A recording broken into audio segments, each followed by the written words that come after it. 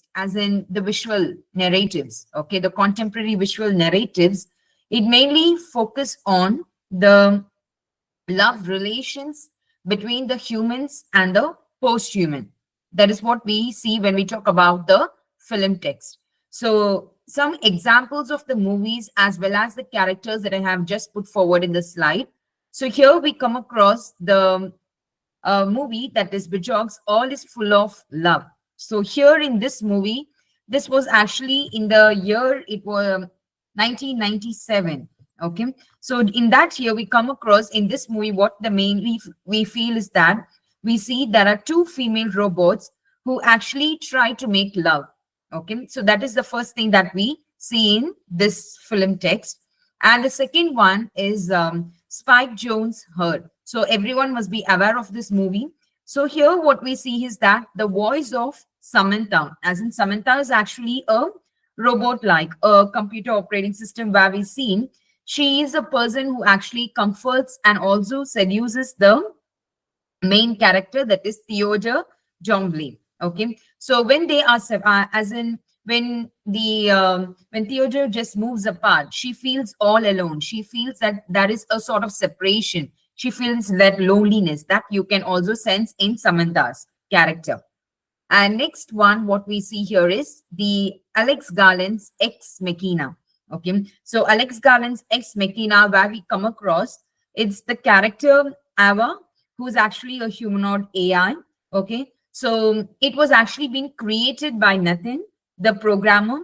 So when he creates the Ava, he actually calls another person, as in Caleb, a person who's from the security team of Blue Book.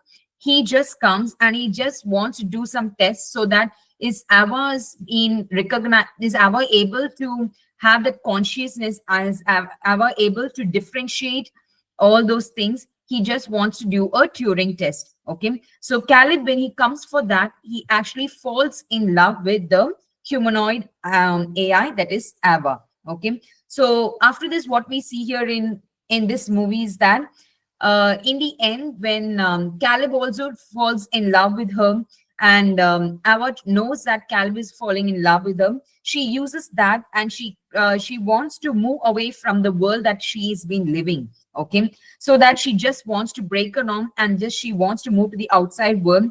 And when she moves to the outside world, she knows what the real humans are and how their life is actually very good. Okay, and that's when the destruction of the creator and also Caleb is being brought in. Okay, so that's what Alex Garland's Ex Machina, that's what we see. Okay, and next one, what is the next? This is actually a Swedish television series. Okay, so this is Real Humans. Okay, so in this series we come across a Hubot like. Okay, so here we come across a character Mimi, who actually falls in love with Leo. So who's that? Leo is actually the Hubot. Okay, so this Hubot is actually a half human. Okay, and they fall in love and all those things happen. And in the memory, as in you come to know that when she falls in love and all those things, in reality, she's been kidnapped. She's not able to relive that. Okay, she's not able to understand that she is being kidnapped. So that is what in this TV series, that Real Humans, is what we see. And all these things, when we talk about all the film text, what we mainly see is that the intimate relations that has been brought in with regards to the humans and also with the post-human. So when we talk about the interrelations between the human and post-human, there are some different figurations that we see in the post-human concept. So some different figures, what we see relating to the post-human is like the robots, okay, then the androids, replicants, cyborgs, avatars, and AI. So these are some of the different figures that we come across when we talk in the post-human concept. Okay, so these film text, okay, so these film text is not only teaches us how the post-human figure is actually being represented, but also tells us how they actually seduce the humans to an extent. Okay, not completely, but to an extent they are able to seduce even the real human beings. That is what we see here. So the film text, okay, so when we talk about in the science fiction, there are two important things that we see. The first one is that how their identity is able to combine with the memories. Okay. And the second one is that the actual love relations that has been put forward. Okay. So when we talk about the actual love relations, we come across some cinematic techniques, okay, and some of the thematic tropes and also narrative forms. And when these are able to collaborate, we'll be able to question the love between the human and the post-human. That is what we see when we talk about the film text. So the next one, what we will be seeing here is it's about the representation of the cyborg in the films.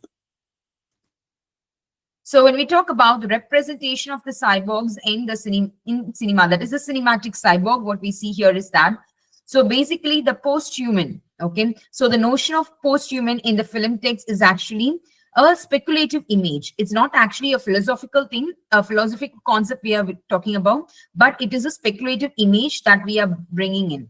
So this post-human imagery, when we talk about the post-human imagery, it's a hybrid figure which actually transforms the human subjectivity in the post-anthropocentric culture.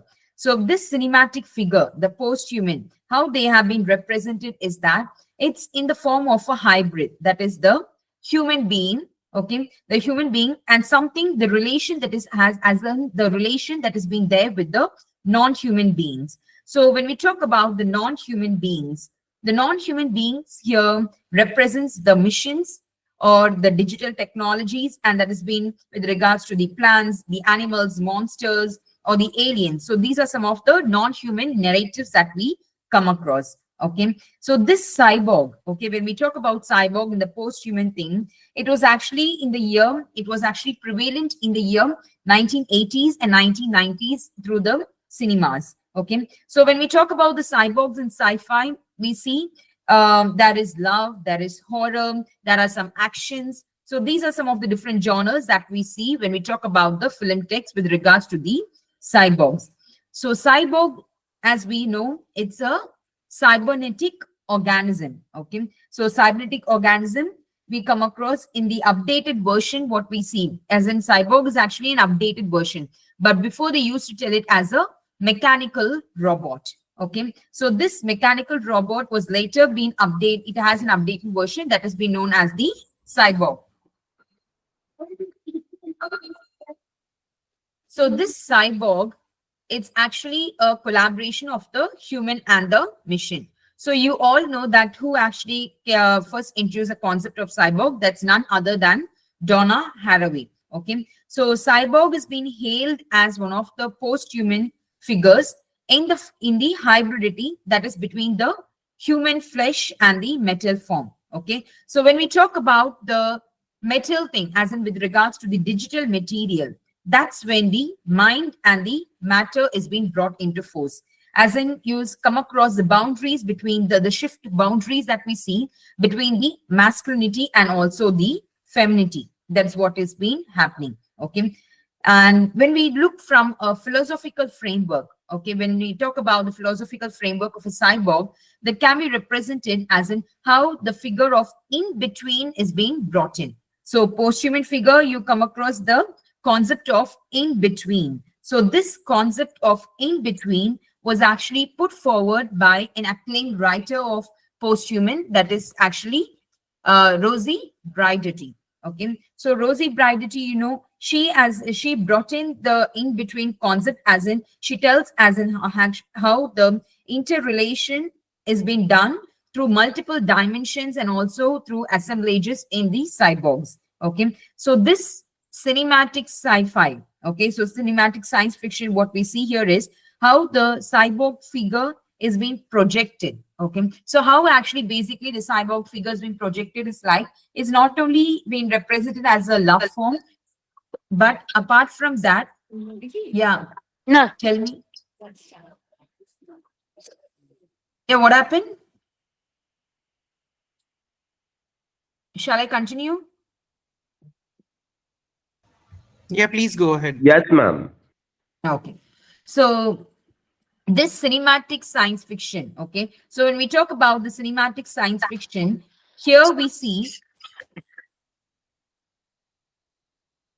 here we see how the cyborg is being projected. Okay, so it's not only projected as in we not only see across, don't only see about the love stories, but apart from that, we also see how fantasy also plays a major role when we talk about the cyborgs. Okay, so we come across as in how fantasy is being brought in with the technology concept. Okay, and how the cyborg things as in how they are actually being put in the film as a superior being. Okay, and it's also a threatening for a human race. That also we can see when we talk about the film text as in how cyborg is being represented in the film text. And next, what we see here is about how the science fiction films actually capture the audience attention, as in how they are able to differentiate between the human figure, as in with regards to the cyborg, how the human plays a major role there, and how cyborg is being differentiated from the humans. So here, when we talk about the films, they use two important visual strategies. So the first one is about the subjective camera shot, and the second one is a self-reparation. Okay, so when we talk about the subjective camera shot, first we should be able to analyze how cyborg is being represented from a subjective point of view. Okay, so some film scholars that I would like to highlight here is David Bordwell. Okay, so what does he tell is that when he tells about the subjective camera shot, okay, he tells that when the shot is taken, okay, with the camera, the character's eyes will be shown first. Okay, and then what they do is that they usually cut when the character is being focused, they usually cut the screen, and then they move on to the other character. Okay, and then they visualize as in how the character is being brought in. So when we talk about the cyborg, when we talk in the case of cyborg, we see this subjective shot. It mostly we feel it's only the computerized elements. Okay, so computerized elements as in how the data has been actually being processed. Okay, and how it's actually being cut and then it's put forward in the audience. Okay, so the best example what I would like to tell here is the Terminator 2 movie. Okay, so in this Terminator 2 movie, we come across the scene where the Terminator, he first lands nude on the earth, okay, from the outer space, and then he sees that there is a pierced gaze that is shown in his eyes. Okay, so that symbolizes the digitalized image. So it's not actually the real image, but it is a digitalized image. That is what we see when we talk about the Terminator 2. Okay, so the next one, what I would like to tell, it's about another movie that is RoboCop. Okay, so in this movie, what we see here is that where the eyes of the RoboCop, as in the character that Peter Weller. Okay, so when he is being fabricated in the laboratory, okay, so there are all the other imprisonments that's been happened to the human body. Okay, so that also we can see as in how the subjective spot is being brought in with regards to the eyes of the character RoboCop. Okay, and next what we come across is the eve of destruction. So in this movie, what we see here is that it's a female cyborg. So still now we saw about the male characters. So now we'll come across the female cyborg, where this character that is Eve, okay, how she's being projected is that in the very first thing you can come across that she's been portrayed as having as in her eyes has been like some red lights has been shown on her. That is some bleeping sounds. Okay, so all these things show that how actually they try to harass her. Okay, but she actually breaks it and she comes out of it. Okay, so that is what you see in the eve of destruction. So there are some computerized elements that we talk about with regards to the cyborg. Okay, so like for example, it can be related to the eye functions. Okay, so how the eye function, how the eye is being portrayed through the camera lens, how that is with regards to the superior version. Okay, how it has been completely enhanced through technology. Okay, so that is what we see when we talk about the computerized elements. And the next one, what we see here is the doubleness of cinematic form. So what is this doubleness of cinematic form? So this doubleness is that how the audience are able to have that empathy, okay, towards the humanness, okay, with regards to the figure of cyborg. So even when the cyborg is hurt or something like that, we also feel sorry for it. The same thing is that what we see here. Okay, so that humanness is actually being present when we talk about the cyborg thing. And the next one, what we see here is the self-reparation. As I mentioned, it's one of the visual tropes in cyborg film. So this self-reparation is here, how the technology plays a major role and how the technology has a superiority thing over the human body. So this cinematic cyborg is being treated as, most often we see that it's actually vulnerable to assault, and also they have the injury. So as mentioned in Terminator, what we see here is that the cyborg, they completely repair the wounded eye. Okay, so the character completely repairs the wounded eye. Okay, and how does he repair the eye is that, how does he actually do the self reparation is that his wet flesh is being actually being inside the humanized body, and how he actually takes out of it. That's what we see here. And next one is the Robocop. In Robocop, we see that how the cyborg drills his head, okay, with the screwdriver. Yeah. So the next thing what we see here is that how the cyborg, as we in Robocop, we come to know that actually how the cyborg drills the head with the screwdriver, and then he takes the metal prosthetic, and that how he actually takes out the human flesh. That also we see in one of the scene of Robocop. So this self-repair, okay. So this self-repair is actually what we see with regards to the self-preservation, as in how the subjective consciousness plays a major role with regards to the self-preservation. Okay. And the next thing what we see here is the distorted image. So what is this distorted image when we talk about the film text? So this distorted mirage is that how a person is actually being injured, or how a person actually after an accident or something, how the body is actually being looking like. So when he goes and looks in the mirror, the injured body is being, how the injured body, the disfigured body is being represented. So that also can be brought in with regards to the film text. Okay. So that is what we see here. And the next one, we come across the memories. Okay. So this memories, okay. So this memory plays a major role, as in there are some questions that we like that the cyborgs used to put forward, as in with regards to the post-human concept, like that when the cyborg is being represented in the films, they actually come up with, is it, we also have an idea that is it really a mission, or is it also a human, or a both? Okay. So when we first watched the film of the Terminator or anything of that sort, we weren't aware that there was a human and mission concept that was actually being linked. But when we watch it for the first time, that's when we also come to know that it's a combination of both, right? So that's when we come across about the artificial intelligence, how that is able to do so many things with or without the body consciousness. Okay. So another movie that I would like to highlight here, that is Total Recall. So in this movie, Total Recall, what we see here is that the character is Douglas Quaid. Okay. So this character, we see their memory is being completely implanted in them and their whole life. Okay. So his memory is completely being drained in it. Okay. So in the end, what you can see here is that he's not able to recognize whether he himself is a human or not.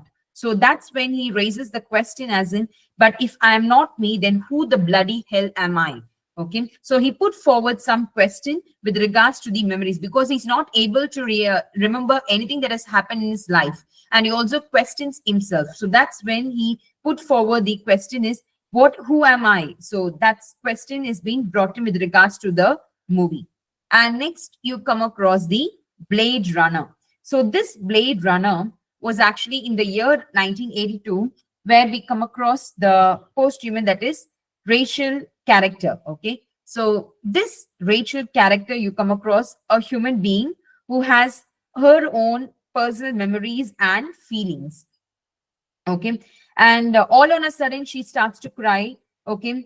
Thinking that she's a replicant of a human being, and she feels that her identity is being completely being lost. Okay. So that empathy also you can see when we talk about the cyborgs. Okay. So she feels that she is not a normal human being. She is a replicant. So based on her identity, she knows that she has lost her identity, and that's when she starts to burst into tears. Okay. And in the end of the movie, that is Total Recall, we'll come to know that this Quaid character, okay, he is actually a new person on earth, a new person on earth. And that is what he asked himself, that is this the world that I want to live? Is this the world that I dreamt of, which I actually want to live on? Okay. So that cinematic thing that has been brought in with regards to the post-human figure. So this cinematic cyborg, when we talk about the post-human concept, we feel that it is something that is beyond the nature, as in something which is actually a par excellence life. That is what we see when we talk about the cinematic cyborg. And the next thing that we see here is the digitized memories. Okay. So when we talk about the digitized memories, it's about the cyborg identity crisis. Okay. So this cyborg identity crisis is how they have been shifted from the implantation, how they are, the shift actually takes place from the normal memory to the implantations of memory through digital media. Okay. So that is where this software cyborg and hardware cyborg you come across, as in we are introduced to that non-human interaction with regards to the brain and the body. Okay. So that also you can talk about when we have the discussion between the, when we have the differentiation between the software and the hardware. So the next one, what we see here is the post-apocalyptic. So this post-apocalyptic is where we come across the virtual settings. Okay. As in with regards to the post-apocalyptic landscape, we see it's about the disaster and destruction that is actually being prevalent. Okay. So when this destruction has been happening, okay, there are some virtual settings where we see that how the humans live happily, whereas these people are not living happily, and how these missions are treated as invisible humans. All those things is being brought in here. Okay. So basically this science fiction in the 20th century, what we see here is that how this post-human hybridity is being brought in with relations to the superior memory and also to the new memory of the human being. Okay. So some movies that I would like to highlight is about the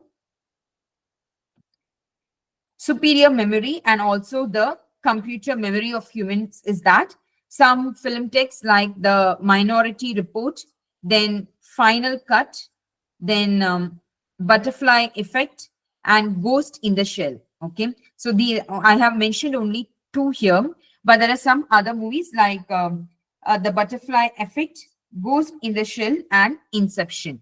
So what we see here when we talk about the Ghost in the Cell and the Inception is that it's about the fantasy or the impossibility of the digital technology. Okay. How they are able to completely delete their world or come into a different human being. Their individual humanness is being brought in. Okay. So that is what we see when we talk about the science fiction films. So this science fiction films, there is not a coherent timeline that we see. There is a disjoint timeline that it can happen in the present, it can happen in the past or in the future. Okay. So one such thing that what we see here is that the eternal sunshine of spotlighters. Okay. So in this movie, we come across that it's not only happening in the present, but it's happening in the past and the future. That's what we see when we talk about the science fiction film with regards to the narrative form. So this Inception, so everyone must have watched the movie Inception. So here you come across what are the different layers of space. Okay. As in how the layers of consciousness is being brought in. Okay. From the unconscious level. Okay. So this you can also see with regards to the, there is a complex puzzle that you can talk about when there are different layers of space. That is with regards to the Freudian thing you can also bring in here. Okay. And this work, that is Eternal Sunshine. So in this Eternal Sunshine, you come across, it's about the story of failed love and relationship. Okay. And how the lovers want to move away from each other Okay, so because of their memories, because they are not able to remember whatever happened in their life, so they just want to separate themselves from their relationship. So all these things that happens in the eternal sunshine. Okay, so the next thing what we see here is that it's about the movie that is Inception. So in this movie, there is a scene where you come across that there is a picture of Giovanni's Battista. Okay, so when the character is comes to that place, he is in a confused state, as in whether is he in the space that he's been looking for. Okay, so that is a confused space that you can see through the characters. So that's where you come across the dynamic vision of the time and space that is being brought in with regards to the complex narrative in the science fiction. Okay, so other sci-fi films that we see here is that it's about the relations between the human and the post-human, as in how what are the different complicated love relations that we see when we talk about the human and the post-human. So when we talk about the human and the post-human, we come across this movie. Okay, as mentioned, that Ex Machina, we see as in how this character Caleb, okay, he's actually likes the character. Okay, he's fascinated by how she's been actually being created. Okay, and that creation is actually, it's more beyond the human being. Okay, so that is what we see when we talk about the film Ex Machina. So now I would just like to throw some light with regards to, I have taken one film, and I would like to tell as in how this embodiment is being brought in with regards to Alex Garland's Ex Machina. Okay, so after that we'll move on to critical and disability studies. So this Alex Garland Ex Machina. Okay, so here what we see here is that the plot, actually the main plot, what we see is the Nathan is the main character. So he's actually the head of the company. Okay, so he actually creates an AI, okay, a human being, an AI being who's named as the Ava. Okay, so when he creates Ava, and when Ava is being, he wants to know whether Ava as meets the criteria of the programmer. Okay, so that's when he wants to do a Turing test where she's able to understand what is the, be able to differentiate between the humans and non-humans, as also how the test is being performed to regain her consciousness. All those things they want to do it. Okay, so that's when Nathan, what he does is that he invites the programmer Caleb.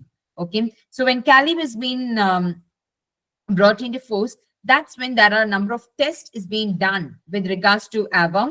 When during the test time, Caleb ultimately, without recognizing, without knowing that he's actually fallen in love with Ava. So Ava, in the end, what you can see is that when she knows that Caleb has fallen in love with with her, she actually convinces, she uses that love. Okay, and she moves, she wants to escape from that laboratory. Okay, she wants to actually flee from that place. So that's when she convinces Caleb and she moves out of that place. Okay, and when she moves out, she's been left to a different world. Okay, so in the end what happens is that when Nathan and Caleb comes to know that Ava has used Caleb for it, Nathan is being completely being destroyed by Ava. Okay, and in the end you can see that Ava and the other robot also, that Koyok, they both have been escaping to a different world. Okay, different world as in they come to their real world. Okay, they are not in the laboratory. Okay, they come to a new world where human actually exists. Okay, so they feel that they are completely free, that freedom is actually there when we talk about the Ex Machina with regards to the character Ava. So how does this creation, okay, this creation is playing a major role is here. When we talk about the creation of an artificial human being, there are a two-way process. Okay, so the first one is how the body is actually being first created. Okay, and then actually how it's been animated. That is what the first thing that we see. Okay, so the first one is that how the body is actually being created, and the second one, how the body is actually being animated. Okay. And next we see, when we talk about these things, we come across some of the movies and also some of the film text. Okay. So the best one would be that monster character in Mary Shelley's Frankenstein. Okay. And also this Maria Inland, the Metropolis. Okay. So here we come across how the creation place, the place where these androids, the place where these AIs are being created, as in these cyborgs are created, they have been treated as something, a holy place, a secret or an isolated place, a place where not everyone can visit it. Okay. So that isolated place is where you come across how the religious or social boundaries has been brought in. Okay. So that is an isolated place which is being kept only for the AIs and also the cyborgs. Okay. So the film is being portrayed in such a way how this technology and the mythology, okay, as in the space of myth and space of technology, plays a major role. So when we talk about the space of myth, so this space of myth, what we see here is that is the aspect that is being portrayed outside. Okay. As in with regards to what is the outside world that we see, that is the nature. Okay. And how we have been living that freedom, that life of freedom. That is what we see. And that is being portrayed in regards to the Alex Garland's Ex Machina, where you see that the place where she's been isolated, especially Ava, where she's been kept in the laboratory, that is being portrayed as the Garden of Eden. Okay, so we can look at in that concept as in how that place is being actually isolated, where none of them can come and visit, but except the programmer Khalid, who only comes and visit after Nathan's approval. Okay, so that is what we see here. And the next one is the space of technology. When this space of technology, it's about the buildings, okay, as in how the laboratory, the underground laboratory is signified, as in it's also been signified as something that is being portrayed as an isolated place. But on the other side, we can also see how that has been a hell for the character Ava. Okay, so there are no human beings who can come and visit there, okay, except Nathan. Okay, so he comes and he visits Ava, he does all the programming, and then he goes to the room. So that place, you can also see it as a place of hell. Okay, and how the human beings are not allowed inside that place. Okay, so when we can also see that if a person, as in that character Ava, you come to know that how she is being actually been done a separate test, okay, for the program, and also you come to know that she might be raped also. So that also you can see with regards to it. Okay, so this, the character Nathan, who was the one who he was the one who actually tempted Caleb to fall into the trap of Ava. So Caleb was the one who actually been coming to do his Turing test, but eventually in the end he falls into the trap. Okay, and Ava uses him so that she can escape the reality, as in she wants to escape the reality and move to the outside world. Okay, so that's when the two boundaries that you can see. So the two boundaries is that the spatial boundary and also the human boundary. So that is the differentiation that you can see with regards to the relationship that the human and the non-human beings have been brought in with regards to the character Ava. And another concept that we can see when we talk about the movie Alex Garland's Ex Machina. So that is the technological singularity. So what is this technological singularity? So this technological singularity was actually put forward by the science fiction author, that is writer, that is Verney Winch. So what does he tell is that how the humans are actually created, such as AIs, that is in the form of robots, okay, how they are very smart. Okay, so even the humans are not able to control them. So they, even sometimes we are incapable of some things, but the robots are capable of so many things. Okay, so that how they are beyond the human control and how they are actually being taken place to a different world where their intelligence and power is grown and shown to the world. Okay, so that is what is known as the technological singularity. So when we talk about the technological singularity, the first part, what we see with regards to the ex machina is that how she actually wants to escape from the creator.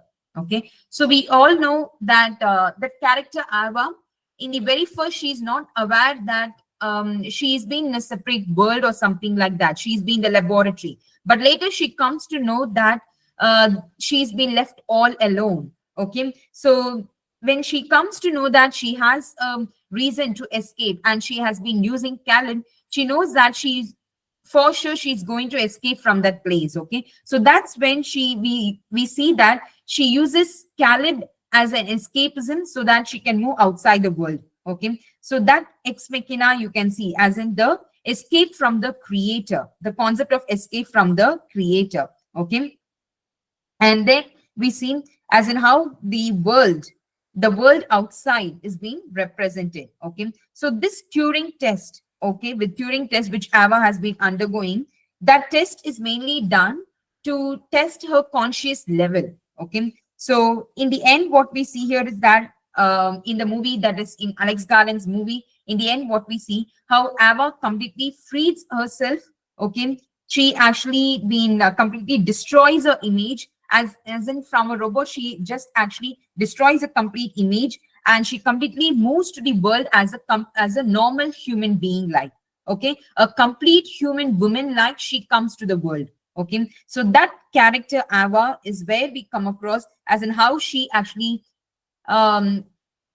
causes so many death with regards to the, she destroys a creator Nathan, and then she also hurts Caleb and she moves out of the world. So presumably we can see that this character is actually where she comes out as a own who wants to have her own identity. That is what you can see when we talk about the movie, that is Ex Machina, with regards to the character.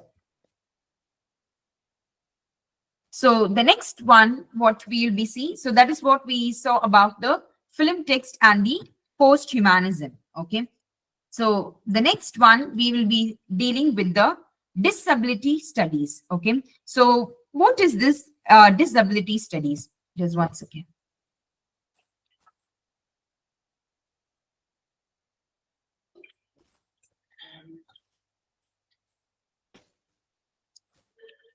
So this disability studies, okay. So before moving on to disability studies, what is the term disability represents?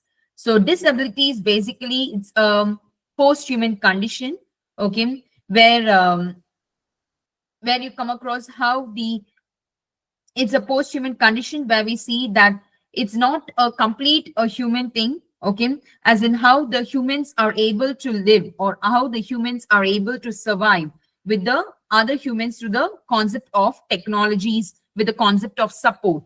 Okay, so that's what we see here. So a person's competence, okay, a person competence or an ability, how they have been actually been through a network of support, how they are able to live through a network of support. So when we talk about that network of support, that's when we come across the assistance. So what is that network of support? Is that the assistance that that the disability peoples are able to live, that is through the forms of animals or to the forms of technology, like using wheelchair or while using the dog, taking the dog for a walk, like that. Okay, then the wheelchair or other prosthetics, okay, or some personal assistance, how they are able to connected, how they are able to have a connectivity with the other humans. Okay, so that is what the disability connectivities we see here. So this central of connectivity, okay, so this central of connectivity and care, how this plays a major role in the lives of disabled people is that it's about the partnership and the community building that they have.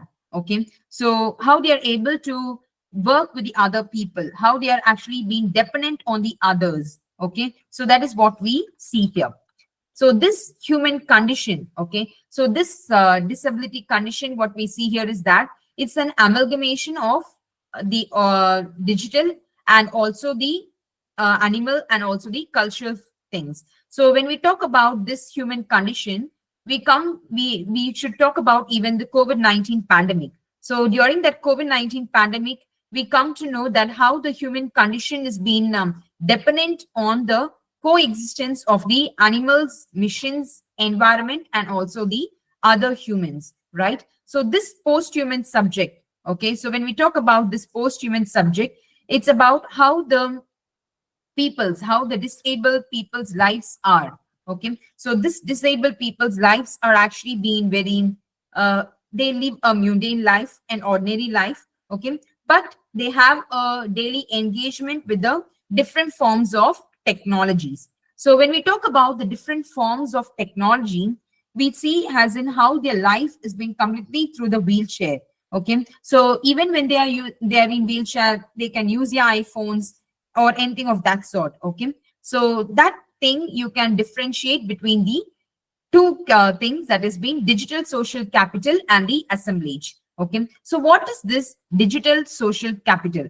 So this digital social capital is that the process of building digital communities. So what is the platform that these people use, okay? What are the online platforms that they use to have a communities basis, okay? And next one is the assemblage. So the assemblage is where you come across the complex things of human and non-human, okay? How the qualities of human is being questioned, okay? So that also you come across when we talk about the assemblage, okay?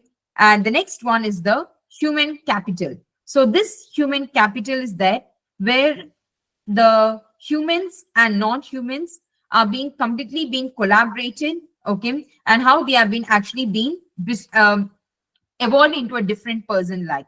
So there are some questions that we can put forward for the disability studies when that we can question is that what do the animals mean to go to their your life, as in how the animals actually mean to them when we talk about the disability people, because you know there's some people who actually been living with the animals, okay? And the next one that we can ask is how does the technology equipments or the gadgets help them to lead the better life which they want? So these are some of the things that we can talk about when we put forward about the critical disability studies.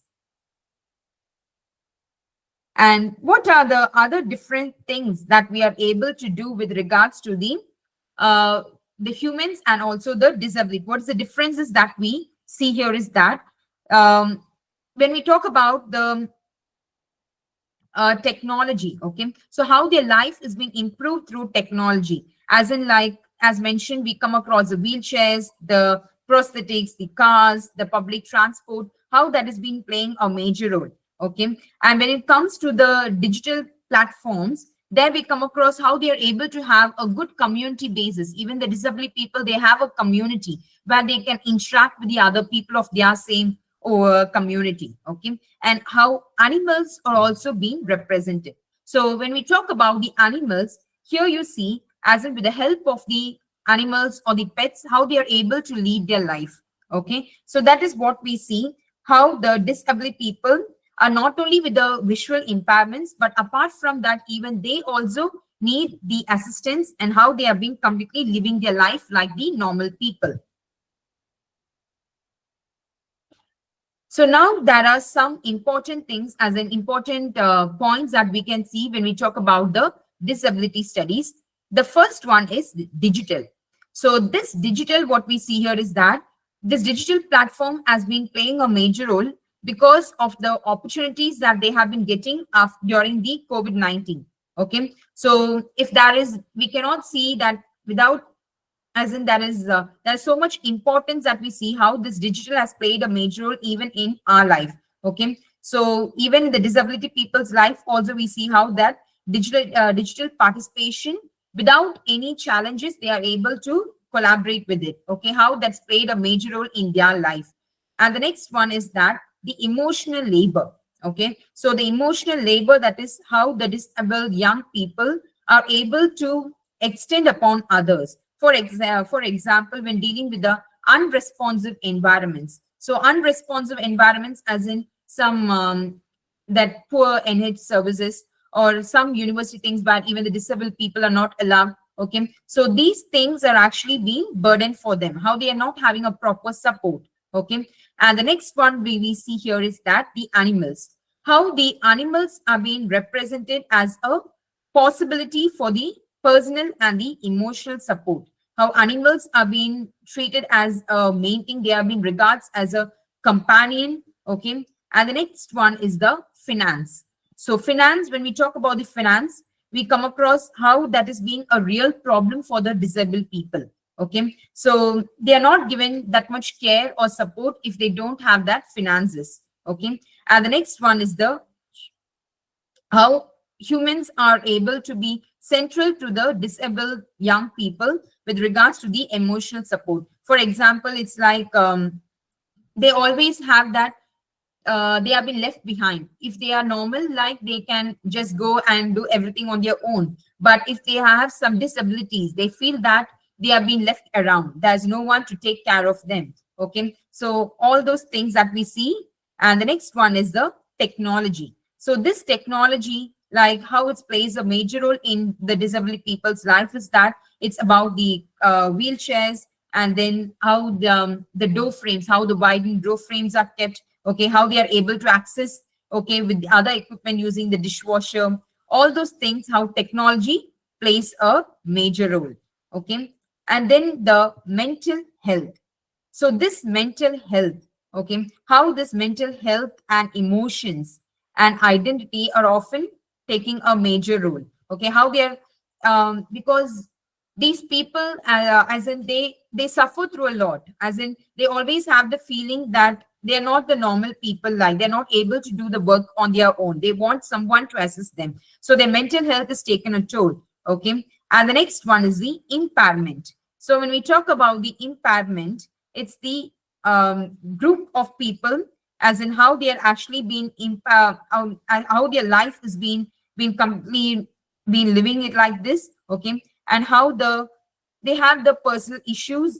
Okay, and that has to be brought in with regards to the counselor or someone they need to talk in, so that there will be a sort of better counseling or something, that they feel that they are not left alone. Okay, so that environment has to provide for them.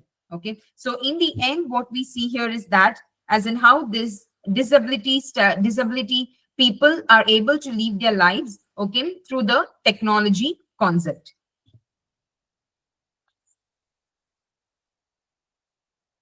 So that's it